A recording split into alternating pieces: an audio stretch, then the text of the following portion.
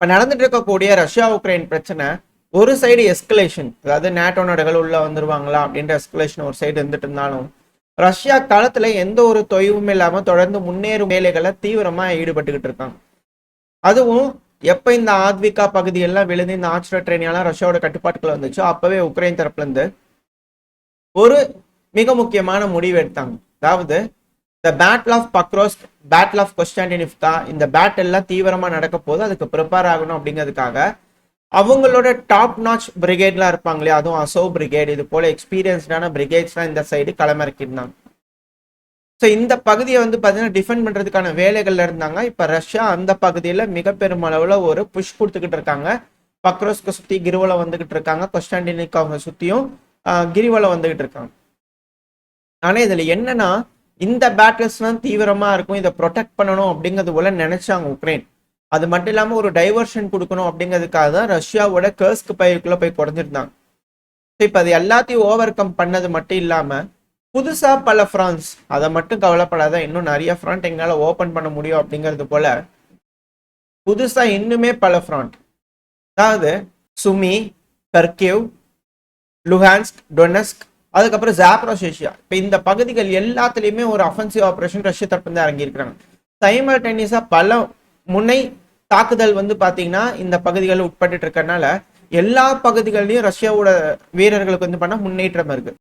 அதுவும் இந்த டொனஸ்கை எப்படியாவது கம்ப்ளீட்டா லிபரேட் பண்ணிடும். ஏன்னா இந்த வருஷத்தோட இறுதிக்குள்ள ரஷ்யா இந்த டொனஸ்க் பகுதியை எப்படியாவது லிபரேட் பண்ணும் அப்படிங்கிற குறிக்கோள் அவங்களுக்குள்ள இருக்குன்னு உக்ரைன் தரப்பு வந்து நம்புறாங்க.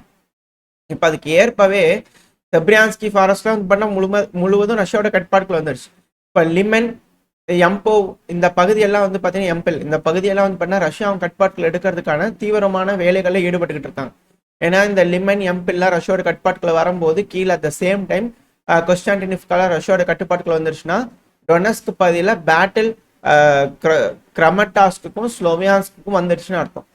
ஸோ ஒன்ஸ் இந்த பகுதிக்குள்ள ரஷ்யன் சென்டராக ஆரம்பிச்சிட்டாங்களா, இதையும் சுற்றி வளைக்க ஆரம்பிச்சிட்டாங்க அப்படின்னா ஆல்ரெடி நடக்க ஆரம்பிச்சிருச்சு, மேப்பு பார்க்கும்போது உங்களுக்கு தெரியும். ஒன்ஸ் இது நடக்க ஆரம்பிச்சிருச்சு அப்படின்னாலே டொனஸ்கை 90% மேல லிபரேட் பண்ணிட்டாங்க ரஷ்யா அப்படிங்கிறது அர்த்தம். அட் த சேம் டைம் பக்ரோஸ்க்கு வந்து பண்ண கிரிவலம் வந்துட்டு இருக்காங்க. ஸோ ரஷ்யாவோட குறிக்கோள் படி இந்த டொனஸ்க் பகுதி மட்டும் இல்லாம மேலும் கர்கிவ் பகுதியா இருக்கட்டும், கீழே இருக்கக்கூடிய ஜாப்ரோசியா பகுதியா இருக்கட்டும், பல பகுதிகளை ரிபலேட் பண்ணிடுவாங்களா அப்படின்ற கேள்விகள் இருக்கு. அதுவும் தீவிரமான பேட்டில் அப்படிங்கிற சொல்றோம். எம்பில் பகுதி சைடில் ஒரு வீடியோ பதிவு லோட இருக்கும். ஸோ இந்த வீடியோ பதிவில் வந்து பார்த்தா எந்த அளவுக்கு காட்சி அளிக்குது, அந்த செட்டில்மெண்ட்டே நரகம் போல காட்சி அளிக்குது, அந்த அளவுக்கான தீவிரமான தாக்குதல் ரஷ்ய தரப்புல இருந்து இருக்கு. இதுக்கு முன்னாடி இது போல தாக்குதல்கள் நடக்கும், பட் ஆனால் இது போல எஃபெக்டிவ் வீரியமான தாக்குதல்கள் கிடையாது. இப்போல கம்பைன்டு ஸ்ட்ரைக், ட்ரோன் தாக்குதல் மட்டும் கிடையாது, அட் த சேம் டைம் வந்து பார்த்தீங்கன்னா மிசைல் தாக்குதல்கள், அதுவும் double top method, toss flame thrower system, ரெண்டாவது ஏர் டாமினன்ஸ், ஃபேப் குண்டுகள்னு கம்பைண்டான ஸ்ட்ரைக் இருக்கனால ஒரு செட்டில்மெண்ட்டாக குறி வச்சு ரஷ்ய தரப்பு வந்து எலிமினேட் பண்ணி கம்ப்ளீட்டாக வைப் அவுட் பண்ணி அந்த பகுதிகளை அவங்க கட்டுப்பாட்டுக்குள்ள எடுத்துக்கிட்டு இருக்காங்க. இப்போ மேப்ல அந்த எம்பில் பகுதி எங்க இருக்குன்றதை காட்டுறேன். அதாவது இந்த ரெட் கலர்ல ரவுண்ட் பண்ணியிருக்கு இல்லையா, ஸோ அதுதான் வந்து பார்த்தீங்கன்னா எம்பில். ஸோ அந்த பகுதியை தான் இப்போ சுக்குநூறாக துவம்சம் பண்ணிக்கிறாங்க. ஸோ கூடிய சீக்கிரத்தில் அந்த பகுதியை ஸ்ட்ராங் பண்ண ஆரம்பிச்சிட்டாங்க. ஒன்ஸ் இது கட்டுப்பாட்டுக்குள்ள வந்துருச்சுன்னா அடுத்தது லைமன். ஸோ இந்த பகுதிகளை ரஷ்யா அவங்க கட்டுப்பாட்டுக்குள்ள எடுக்கிறாங்கன்னா நம்ம முன்னாடி சொன்ன மாதிரி தான் ஸ்லோவியான்ஸ்க் கமெட்டாஸ்கோட வடக்கு பகுதி, வட மேற்கு பகுதிகளுக்குள்ள எல்லாம் ரஷ்யா வந்துருவாங்க. அந்த சேம் டைம் கீழே வந்து பார்த்தீங்கன்னா கொஸ்டாண்டினிவ்காவே சுற்றி வளைச்சு ஓவர் ரைட் பண்ணி இப்போ வந்து பார்த்தீங்கன்னா மும்முனை தாக்குதலில் வந்துட்டு இருக்காங்க. செசிவியார்லேருந்து ஒரு சைடு பிரியுது, கீழே அந்த கொஸ்டாண்டினிவ்காவையும் சுற்றி வந்துட்டு ஒரு லைன் வந்துகிட்டு இருக்கு. இப்போ மேலே இங்கே எம்பில் இந்த பகுதியிலேயும் ஒரு லைன் வந்துட்டு இருக்கு. ஸோ பார்த்தீங்கன்னா உங்களுக்கு தெரியும் எந்த அளவுக்கான ஒரு சுற்றி வளைக்கக்கூடிய அந்த ஒரு அமைப்பில் ரஷ்ய தரப்பு வந்து முன்னேறிக்கிட்டு இருக்காங்க. பல முனைகளையும் முன்னேறிட்டு இருக்காங்க. மிக பெரும் அளவில் ப்ரெஷர் இருக்கு. சாலிடான ஒரு அஃபென்சிவ் ஆப்ரேஷன் ரஷ்ய தரப்பு வந்து எடுத்துருக்காங்க. ஸோ போக போக எந்த மாதிரியான ஸ்ட்ராட்டஜிஸ் ரஷ்ய தரப்பு வந்து கையாளுறாங்க அப்படிங்கிறத தனியாக வீடியோ பதிவுகள் பார்க்க ஆரம்பிச்சிடலாம். ஸோ இப்போதைக்கு டொனஸ்க் பகுதியில் மிக பெரும் அளவில் பேட்டில்ஸ் ஒரு செட்டில்மெண்ட்டுக்கு நடந்துகிட்டு இருக்கு அப்படிங்கிற மாற்று கருத்துல. ஸோ இது போல் அஃபென்சிவ் ஆப்ரேஷன் நடந்துட்டு இருக்கு இல்லையா, இதுல அதிகப்படியான ட்ரோன்கள் களமிறங்குது. நம்ம கூட வந்து பார்த்தீங்கன்னா ட்ரோன்கள், உக்ரைனோட ட்ரோன்கள், ரஷ்யாவோட ட்ரோன்கள்லாம் பார்க்குறோம். அதெல்லாம் வந்து பார்த்தீங்கன்னா சும்மா வெளியே நின்று காட்டக்கூடிய ட்ரோன்கள். ஆனால் இப்போ களத்தில் வந்து பார்த்தீங்கன்னா எந்த அளவுக்கு எஃபெக்டிவாக இருக்கு. அதாவது ரஷ்யவர்கள் சுற்றி வளைச்சிட்டாங்க, பெரிய பெரிய வண்டி வாகனங்கள்லாம் எடுத்துட்டு உள்ள போகிறது, சப்ளைஸ் கொடுக்கறது வாய்ப்பே கிடையாது. அது இந்த டொனஸ்க் பகுதியெல்லாம் ஸோ இது போல ரோபோஸ் தான் வந்து பார்த்தா இப்போ களமிறங்கியிருக்கு. அதிகப்படியான ரோபோஸ் இப்போ இந்த ரஷ்யா உக்ரைன் பிரச்சனையில களமிறங்கியிருக்கு. பல இடங்களில் இது போல சப்ளைஸ் கொண்டு போகக்கூடிய வேலைகள் இறங்கியிருக்கு. இப்போ இது போல சப்ளைஸ் கொடுக்கறதுக்காக ட்ரோன்கள் போகுது இல்லையா? ஸோ இப்போ போகக்கூடிய ட்ரோன்கள் சப்ளைஸ் எடுத்துட்டு போகுது. இதை நியூட்ரலைஸ் பண்றதுக்காக ரஷ்யாவோட ட்ரோன்கள் FPV ட்ரோன்கள் அங்கேயே போய் இடத்துல உட்காந்துக்குது. இது FPV ஃபைபர் ஆப்டிக்ஸ் கேபிள்ன்றதுனால ஸ்லீப் மோட்ல இருக்கு. ஸோ அந்த இடத்துல ஏதோ ஒன்று வருது, என்ன ஏதுங்கிறதுலாம் 24/7 மானிட்டர் பண்றதுக்காக ஒரு அவுட் போஸ்ட் மாதிரி அந்த ட்ரோன்கள் வேலை செய்யுது. போய் அங்கே உட்காந்துக்குச்சு அப்படின்னா ரொம்ப நேரத்துக்கு அந்த ஏரியாவில் ஃபுல்லாக வந்து பார்த்தீங்கன்னா பார்த்துக்கலாம் என்ன நடக்குது ஏது நடக்குது அப்படிங்கிறது போல. ஸோ கண்காணிப்புக்கும் அந்த ட்ரோன்கள் யூஸ் ஆகுது. அட் த சேம் டைம் அந்த வழியாக வரக்கூடிய இது போல ரோபோட்ஸையும் வந்து பண்ணால் சூறையாடுறதுக்கு அதிகப்படியான வாய்ப்புகள் ரஷ்யாவுக்கு கிடைக்குது. ஸோ சப்ளைஸை தடுக்கிறாங்க அப்படின்னாலே அங்கே இருக்கக்கூடிய வீரர்கள்னால தாக்கு பிடிக்க முடியாது. ஒரு கட்டத்துக்கு மேலே சரணடையணும், இல்லை தப்பிச்சு ஓடணும், இல்லை உயிரை விடணும். ஸோ இது போல ஆப்ஷன்ஸ் தான் உங்களுக்கு இருக்கு. மிக மோசமான பேட்டில் நடந்துகிட்டு இருக்கு. அதை தான் இந்த பதிவு மூலியமா நான் உங்களுக்கு சொல்லணும் அப்படிங்கணும்னு நினைக்கிறேன். இருக்கக்கூடிய செய்திகள் சில வீடியோ பதிவுகளாக வருது கண்கொண்டு பார்க்க முடியல. பேட்டில் ரொம்ப தீவிரமடைய ஆரம்பிச்சிருக்கு. ஏன்பா 3 வருஷமா நடக்குது, அப்பெல்லாம் நடக்காததா இப்ப நடக்குது அப்படிங்கிற கேள்வி வரும். 3 வருஷத்துக்கு முன்னாடி இருக்கக்கூடிய சூழ்நிலை வேற, அப்ப யூஸ் பண்ணக்கூடிய ஆயுதங்கள் வேற, இப்ப யூஸ் பண்ணிட்டு இருக்கக்கூடிய ஆயுதங்களே வேற. ஏன் அப்படின்னா இந்த ரோபோட்டா இருக்கட்டும், இந்த FPV ட்ரோனா இருக்கட்டும், எல்லாமே கேபிள் ட்ரோனா மாறிடுச்சு. அதுவும் இல்லாம ரஷ்யாவோட ஒரு ட்ரோன் மெல்டினா 2 அப்படிங்கிற ஒரு காமிகாசி ட்ரோன். இந்த ட்ரோன் 80 கிலோமீட்டர் வேகத்துல போகும், 40 கிலோமீட்டர் ரேஞ்ச் இருக்கக்கூடிய ஒரு ட்ரோன் இது. ஸோ இந்த ட்ரோன்கள் வந்து பார்த்தீங்கன்னா பல்வேறு வகையான பேலோடு எடுத்துகிட்டு போக முடியும். ஆன்டி டேங்க் மெயினை வந்து பார்த்தீங்கன்னா எடுத்துகிட்டு போகும். தெர்மோபேரிக் வார்ஹெட்டை வந்து பார்த்தீங்கன்னா எடுத்துகிட்டு போகும். வீரர்கள் அடிக்கணுமா இல்லை அங்கே இருக்கக்கூடிய டேங்குகள் அடிக்கணுமா அப்படிங்கிறதுக்கு ஏற்ப இது போல ட்ரோன்களில் பல்வேறு வார்ஹெட்ஸை வேணுங்கிற மாதிரி செட் பண்ணிக்க முடியும். அதுவும் கேமரா இருக்கிறதுனால ஃபர்ஸ்ட் பர்சன் வியூவில் வந்து பார்த்தீங்கன்னா இது ஒரு FPV ட்ரோன் மாதிரியே யூஸ் பண்ணிக்கலாம். ரெண்டாவது இது சேட்டலைட் கனெக்ஷன்ல இருந்தது, C பேண்ட் கம்யூனிகேஷன்ல இருந்தது. ஸோ இது போல ட்ரோன்களை ரஷ்ய தரப்பு வந்து பயன்படுத்தும் போது இனிஷியலாக உங்களுக்கு கை கொடுத்துட்டு இருந்தது. அதுக்கப்புறம் வந்து பார்த்தீங்கன்னா எலக்ட்ரானிக் வார்ஃபேர் இருக்கும்போது இது போல ட்ரோன்கள்லாம் அடிச்சு வெடிக்கும் போது உதிரி பாகங்கள்லாம் இருக்கும். ஸோ அந்த உதிரி பாகங்களை எடுத்துட்டு கொண்டு போய் டெஸ்ட் பண்ணி பார்க்கும்போது இது போல சேட்டலைட்டை எப்படி ஜாம் பண்ணலாம், என்ன பண்ணலாம், அந்த சேட்டலைட்டோட அந்த சிப்பு எல்லாமே நம்ம சேனலில் பார்த்துருக்கோம். ஸோ இது போல விஷயங்கள்லாம் பார்த்து டெஸ்ட் பண்ணி அந்த ட்ரோன்கள்லாம் சப்ரஸ் பண்ண வேலைகளை இறங்கியிருந்தாங்க. இப்போ வந்து அதாவது தப்பிக்கிறதுக்கு வாய்ப்புகள் இருந்தது. எலக்ட்ரானிக் வார்ஃபேர் இருந்ததுன்னா தப்பிக்கிறதுக்கு வாய்ப்புகள் இருந்தது, சேதங்கள் கம்மியாயிட்டு இருந்தது. ஆனா இப்போ இதே காமிகாசி ட்ரோன்கள் இதெல்லாம் வந்து பார்த்தீங்கன்னா லாங் ரேஞ்ச் ட்ரோன்கள், பெரிய ட்ரோன்கள். FPV ட்ரோன்கள்ல நீங்க ஃபைபர் ஆப்டிக்ஸ் வச்சிருக்கிறது வேற. ஆனா இப்ப இது போல ட்ரோன்களையும் ரஷ்யா வந்து பார்த்தீங்கன்னா ஃபைபர் ஆப்டிக்ஸ்ல கொண்டு வந்துட்டாங்க. இப்போ சேட்டலைட் கம்யூனிகேஷன் அது இதுன்னு எதுவுமே தேவையில்லை, ட்ரோன்கள் தான். ஸோ இந்த ட்ரோன்களில் FPV ட்ரோன்களாக மாறிட்டதுனால FPV ட்ரோனாகவும் மாறிடுச்சு, ரெண்டாவது ஃபைபர் ஆப்டிக்ஸ் ட்ரோனாகவும் மாறிடுச்சு. அப்படின்னா கேபிள் ட்ரோன்கள் இதை சப்ரஸ் பண்ணவே முடியாது. கேபிளை கட் பண்ணா தான் உண்டு, இதை சப்ரஸ் பண்ணவே முடியாது. கண்டிப்பாக இழப்புகள் அப்படிங்கிறது உக்ரைனோட நிலைக்குள்ளே ஏற்படும். ஸோ இது போல பல ட்ரோன்களும் இப்போ கேபிள் ட்ரோன்களாக மாறிட்டு இருக்கு. சரி, இது போல கேபிள் ட்ரோன்களை மாடிஃபை பண்ணா அதோட ரேஞ்ச் கம்மியாகும்ல அப்படிங்கிற கேள்விகள் வரும். இப்பெல்லாம் ரஷ்யாவோட கேபிள் ட்ரோன்கள் 40 கிலோமீட்டர் 50 கிலோமீட்டர் கிராஸ் ஆகி போயிட்டு இருக்கு. அதுவும் இப்போ புட்டினா அப்படிங்கிற இந்த ஒரு இதை தான் வந்து பார்த்தீங்கன்னா யூஸ் பண்ணிட்டு இருக்காங்க ரஷ்யா. ஸோ அந்த இமேஜ்ல பார்த்தீங்கன்னா தெரியும் 40ன்னு ஓட்டுக்கும். ஸோ 40 கிலோமீட்டர் ரேஞ்ச் இருக்கக்கூடிய கேபிள் வந்து பார்த்தீங்கன்னா அதில் வச்சிருக்காங்க. ஸோ இது வெயிட் அடிஷனலாக ட்ரோனில் ஆட் ஆகிறதுனால பேலோடு கம்மியாகும், எடுத்துட்டு போகக்கூடிய பேலோடு கம்மியாகும்.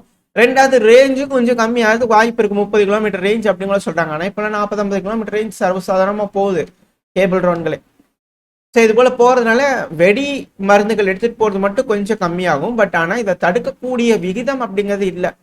ஸோ ரஷ்யா இழப்புகளை ஏற்படுத்திடுவாங்க மிக பெருமளவில். ஸோ முன்னாடி வந்து பார்த்தீங்கன்னா இது போல இல்லை.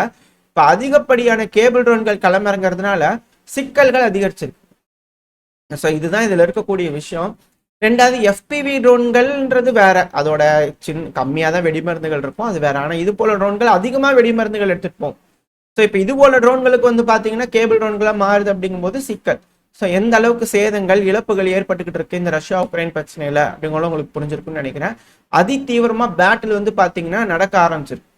அது மட்டும் இல்லாமல் ரஷ்யா 9 மடங்கு இந்த ஷாகி ட்ரோன்கள், இந்த ட்ரோன்கள் தயாரிக்கக்கூடிய விஷயத்துல வந்து பார்த்தீங்கன்னா அதிகரிச்சிருக்காங்க. இதை மேற்கு மீடியாக்கள் நியூயார்க் டைம்ஸ்லேயே வந்து பார்த்தீங்கன்னா இது போல விஷயங்கள் சொல்லிட்டு இருக்கிறான். 9 மடங்கு ரஷ்ய தரப்புல இருந்து இந்த ட்ரோன் தொழில்நுட்பம்ங்கிறது இன்க்ரீஸ் ஆயிருக்கு. இந்த UAV ட்ரோனா இருக்கட்டும் எல்லாமே. அதாவது 2025 மட்டுமே 34,000 ஸ்ட்ரைக் ட்ரோன்ஸ் வந்து பார்த்தீங்கன்னா ரஷ்யா ரெடி பண்ணியிருந்தாங்க. இதுல இன்டர்செப்ஷன் ரேட் வந்து 93%. ஸோ இதைத்தான் உங்களுக்கு சொல்ல வந்து, அதாவது 34,000 ட்ரோனா இருந்தாலும் என்னதான் உக்ரைன் சொன்னாலும் ஒரு 50% இன்டர்செப்ட் பண்ணிக்கிறான்னு வச்சுக்கோங்க. அவங்க 93% சொல்றாங்க. சரி, அவங்க சொல்ற மாதிரியே இருக்கட்டுமே, இழப்புகள் கம்மியா இருந்தது. இப்ப ரஷ்யா என்ன பண்ணிக்கிறாங்க, 2026 60,000 ட்ரோன்கள் வந்து பண்ண ஸ்ட்ரைக் ட்ரோன்ஸ் ப்ரொடியூஸ் பண்றாங்க. இப்ப 60,000 ட்ரோன்கள் அப்படிங்கும்போது இன்டர்செப்ஷன் ரேட் எப்படி? ஏன்னா எலக்ட்ரானிக் வார்ஃபேர்ல ஒன்றும் இல்லையே. அதிகப்படியான இழப்புகள் ஏற்பட்டுக்கிட்டு இருக்கு. அது மட்டும் இல்லாம இப்ப என்ன குற்றச்சாட்டுகள் மேற்கு மீடியாக்கள் வைக்கிறாங்கன்னா, சைனாவோடு ஈரானோடு இணைஞ்சு டெக்னாலஜிஸை எக்ஸ்சேஞ்ச் பண்ணி அதிகப்படியான காம்போனன்ட்ஸ் கிடைக்கிறதுனால இது போல ப்ரொடக்ஷன் இன்க்ரீஸ் பண்ணிக்கிறாங்க, இன்னுமே இன்க்ரீஸ் பண்ணுவாங்க அவுட்புட் அப்படிங்கிறது போல மேற்கு மீடியாக்கள் தரப்பு வந்து குற்றச்சாட்டுகள் வந்துகிட்டு இருக்கு. ஸோ எல்லாம் வச்சு பார்க்கும்போது ரஷ்யா எந்த ஒரு பேட்டலுக்கும் நாங்கள் ரெடி அப்படிங்கிறது போல ரஷ்யா தரப்பு வந்து ரெடி ஆகிட்டு இருக்கிறாங்க.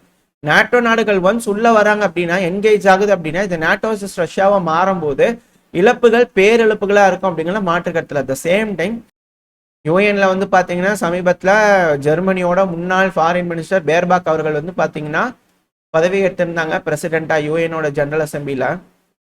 இவங்களுக்கும் எப்ஸ்டீனுக்கும் வந்து பாத்தீங்கன்னா சம்மந்தம் இருக்கு, இவங்களும் தீவுக்கெல்லாம் போயிட்டு வந்துக்கிறாங்க அப்படிங்கிற இமேஜஸ் வீடியோ பதிவுகள்லாம் வந்துட்டு இருந்தது அவங்க ஃபாரின் மினிஸ்டரா இருக்கும்போது. அதுக்கப்புறம் கப்பிச்சுப்பிட்டு இருந்தாங்க.